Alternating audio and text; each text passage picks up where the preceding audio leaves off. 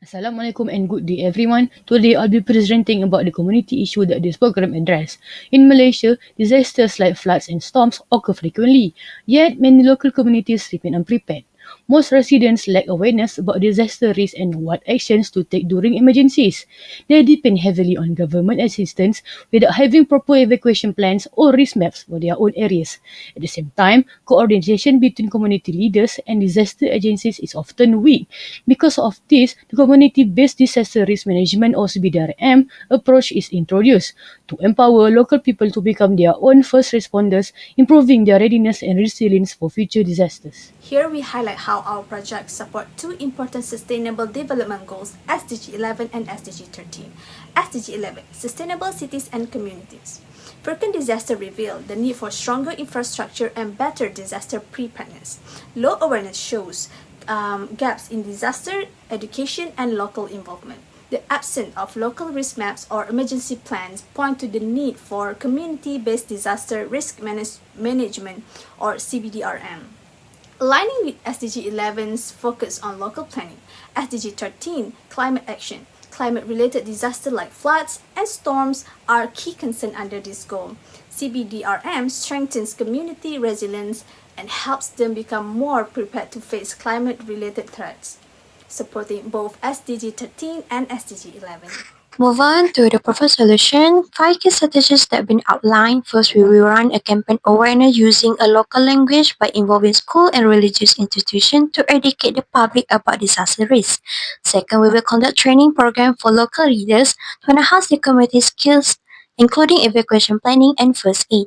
Third, community will participate in risk mapping to identify danger zones and safety routes. Four, we aim to scale funding and improve disaster infrastructure, including shelters, supplies, and warning system. Lastly, we will establish levels task group and advocate for governmental support to ensure the long-term sustainability of CDBRM activities. There are several advantages of our proposed solution. First, it improves community awareness by using local language for disaster education, and activities like town halls, safety drill, and school outreach help people understand the risks and what to do before the disaster happens. And second, it builds local preparedness by training penghulu and community leaders with practical skill and knowledge. This makes sure they can guide others and keep the community organized when an emergency occurs. And third, it supports clear risk planning by involving the community in making risk maps that show danger zones, safe place, and evacuation routes. This helps everyone know where to go and how to stay safe during a disaster. And last but not least, it strengthens resources and support by securing enough funding to upgrade shelters, stock up supplies, set up early warning system, and clear sandbox. This gives the community the basic tool they need to act fast and protect lives. The disadvantages of the proposed solution, the first one is community engagement barrier. Some people in the community might not want to join the program. They could be too busy or not see it as important, which make it harder to get everyone involved. The second one is lack of consistent funding. The program needs money to keep running. Without regular funding, things like training and event might stop or to be cut short. The third one is limited resources and expertise. Some communities don't have enough tools or train people to do activities like risk mapping or simulation properly. And the last one is time-intensive program. This program takes a lot of time to plan and carry out. It might not fit well with people's daily routine or busy schedules. This solution supports the United Nations Sustainable Development Goal, especially in promoting innovation, sustainability, and quality of life.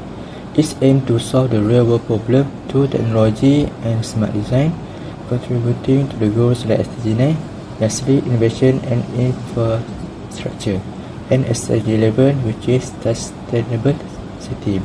However, challenges such as high cost, technical limitation, or lack of awareness may affect its full impact. Still, it is a step forward toward a more sustainable and inclusive future. Moving on to the benefits and limitation. First of all, empowerment. It will encourage local people to take charge and help each other during disasters. Preparedness. Community members become the first responder using their local knowledge and understanding of risk, which helps map danger zones, safe areas, and escape routes before disaster happens. and improve early warning, which builds a clear communication and better response using local resources. And the limitation? Low knowledge and capacity. Many locals don't fully understand disaster or how to respond properly. And also low resources, whereas there's often not enough money, tools or trained people to help effectively. And poor stakeholder supports, which government or NGO support is sometimes weak or inconsistent. History or perceptual barriers, cultural belief or thinking it won't happen here can reduce participation.